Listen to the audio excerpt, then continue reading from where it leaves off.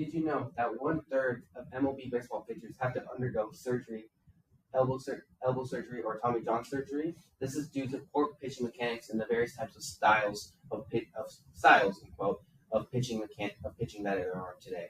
This has not only affected MLB pitchers, adults, but also impacted the youth to where kids as little as 6 years old have to undergo surgery due to poor pitching mechanics and the influence adults have had to the kids when they're pitching.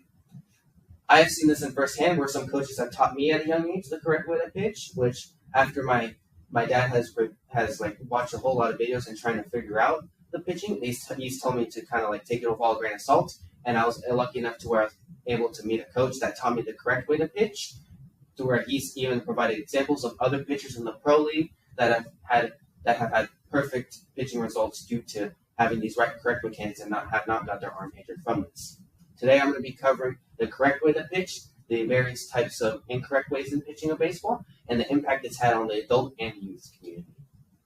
So the correct way to pitch a baseball, you want to start off with the lower half, the hip placement, and the foot placement. The hip placement, you want to make sure when you get set and you lift and you come down here, your leg is nice and bent to where you can provide more momentum and striding when pitching the baseball. You want to make sure your hips are nice and locked inside. You want to make sure they're not opened up. If they're opened up, you're going to cause yourself to swing and then cause stress on the elbow and causing you to release the ball like side arming it and causing you to throw inaccurately and cause damage to your arm.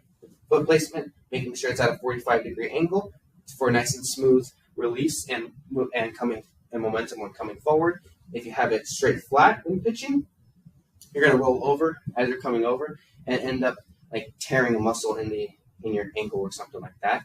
If you have it straight flat, it's going to cause you to swing open like before, like with the hip placements opening up and causing you to cause more stress on the elbow when throwing and damage and causing more harm on that elbow than good. Upper half, you want to make sure your arm slot is nice and back, nice and relaxed, and coming straight back, almost like you're flicking a light switch when you're coming over. And then your shoulder placement, you want to make sure it's nice and level. If you come back here, you're going to cause yourself to dip here, dip shoulder, and catapult the ball, which is causing you to swing out and then have very inaccuracy pitching. I mean, I can't pitch a baseball straight down the middle with my arm coming up top.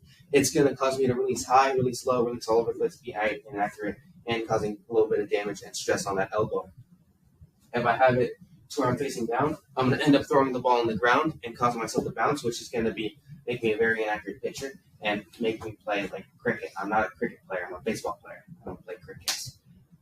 The finish, you want to make sure when the arm slot for the finish, you want to make sure it's nice at 45 angle or straight up top, whichever one works, and making sure your shoulders are nice and level for breaking the ribs and nice smooth release. Because if you have it at sidearm, you're going to end up swinging here and ending up causing a lot of stress on the elbow. I can feel it I can feel it a little bit from the elbow just from me showing you guys, which is why you can only imagine how much pitchers feel it when they're just whipping that elbow across. And the paw back, which is basically making sure that knee is nice and flat when pitching.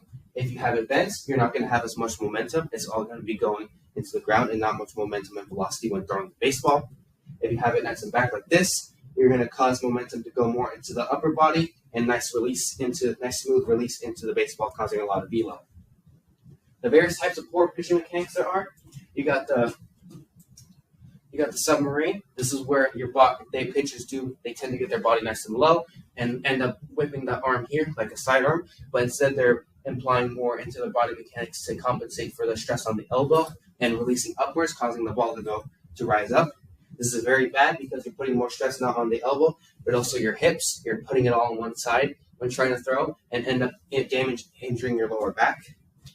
This also makes you heavily inaccurate to where you can throw the ball low, high, or even hit the batter when pitching. And this is a very poor type of pitching style. This is like number 1 of 2 of poor pitching mechanics. Number 1, the main one, is side arming it. This is where everything is nice and level. Your arm slot is nice and back. Shoulders nice and relaxed, but you're just whipping the arm back.